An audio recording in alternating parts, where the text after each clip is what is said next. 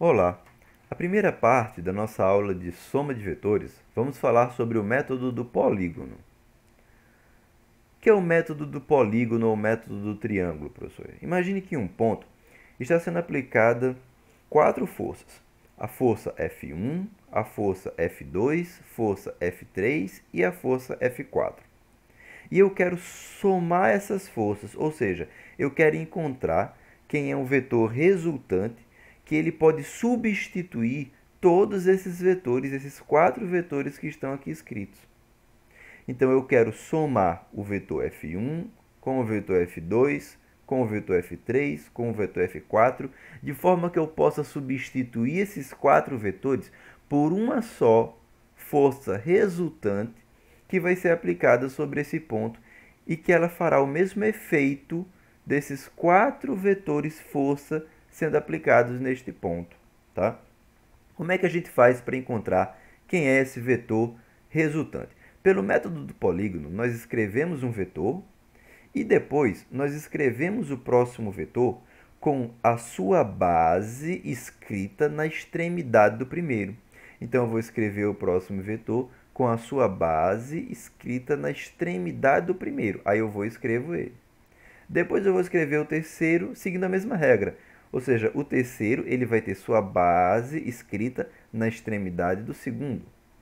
O quarto terá sua base, aqui a sua base escrita na extremidade do terceiro.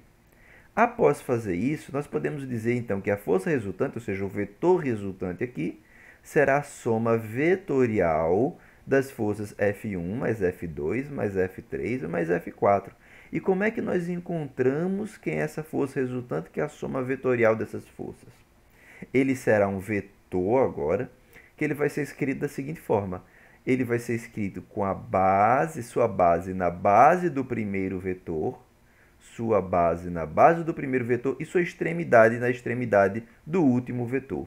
Então, esse aqui é a nossa representação da força resultante. Por que eu posso chamar isso de método do triângulo, professor? Porque quando nós temos apenas dois vetores, repare que agora eu vou escrever o primeiro e vou escrever o segundo, sendo que a sua base estará na extremidade do primeiro. Quem é a força resultante? Força resultante é aquela que é escrita partindo da base do primeiro até a extremidade do segundo. E a figura que formamos é a figura de um triângulo.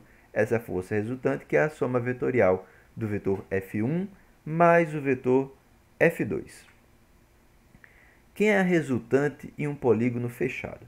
Agora, quando vamos escrever o polígono, veja que escrevemos o vetor F1, escrevemos o vetor F2, sua base na extremidade de F1, e escrevemos o vetor F3, sua base na extremidade de F2.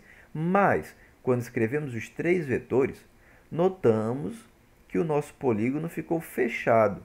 Quem seria a nossa força resultante? Força resultante seria uma força que sairia aqui, ó, da extremidade do último, que é F3, até a base do primeiro, que é F1.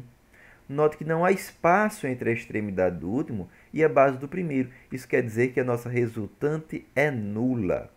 Tá certo? O módulo dessa resultante vale zero. Isso significa que essa força resultante ela é um vetor representado pelo vetor nulo. Um zero com a seta em cima dele. Professor, quem é a resultante máxima e a resultante mínima na soma de vetores? Vamos de novo criar a soma aqui de dois vetores, um vetor A e um vetor B. Quando queremos somar A mais B, nós escrevemos o vetor A e escrevemos o vetor B, sendo que a sua base estará colada na extremidade de A. Tá? Repare que o ângulo θ continua aparecendo, que é o ângulo entre o vetor A e o vetor B. Tudo bem? O vetor soma será um vetor que vai partir, ó, vetor resultante ou soma, será um vetor que vai partir da base do primeiro até a extremidade do segundo. Esse será o nosso vetor resultante. Agora eu vou escrever tudo isso aqui novamente no quadro. Eu tenho o primeiro vetor, tenho o segundo vetor, tenho o ângulo entre eles e tenho o vetor resultante. Tá certo? Para comparar o que acontece com o vetor resultante, quando nós alteramos o ângulo entre esses dois vetores, eu vou escrever aqui um arco de circunferência que o seu raio é do tamanho do segundo vetor. Ou seja, o seu raio é igual ao módulo desse nosso segundo vetor. Isso para quando eu mover o segundo vetor, você vai notar que eu não estou alterando o seu tamanho, apenas o ângulo que esse vetor forma com o primeiro, tá certo? Então aqui temos a nossa primeira resultante com o ângulo θ1. E se eu, de repente, diminuo esse ângulo θ1?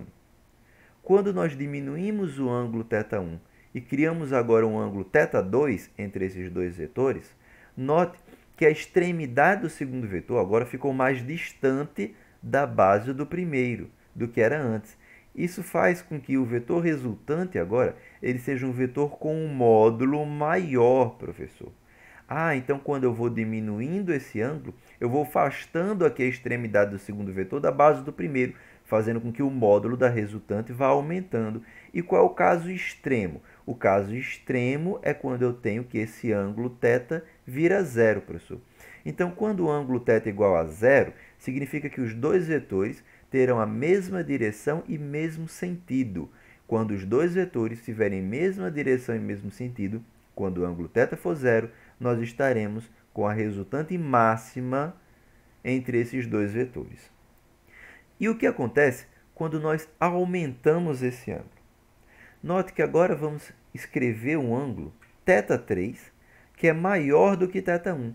Então, eu trouxe esse vetor aqui para cá, eu abri mais o ângulo entre um vetor, o vetor 1 e o segundo vetor, tá? Escrevendo um ângulo θ3 que era maior do que o primeiro ângulo. Quando eu escrevo esse vetor desse jeito, com um ângulo maior, professor, quer dizer que a extremidade desse segundo vetor ela passa a ficar mais próxima da base do primeiro vetor, tá certo? Quando isso acontece, nós temos que o vetor resultante agora ele diminui módulo. Então, o vetor resultante passa a ter um módulo menor do que ele tinha antes.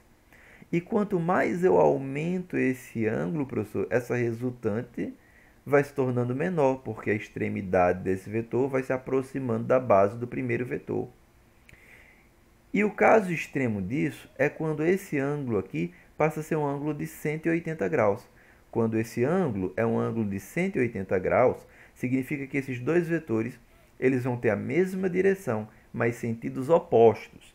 Nesse caso, em que os dois vetores têm mesma direção e sentidos opostos, a resultante entre eles terá o seu valor mínimo. Ou seja, sempre que calculamos a resultante entre dois vetores com ângulo qualquer, essa resultante é um valor compreendido entre um valor mínimo, que ocorre para vetores que têm mesma direção e sentidos opostos, e um valor máximo, que ocorre para dois vetores que têm mesma direção e o mesmo sentido. É isso, eu espero que tenha sido proveitoso para vocês e até a próxima.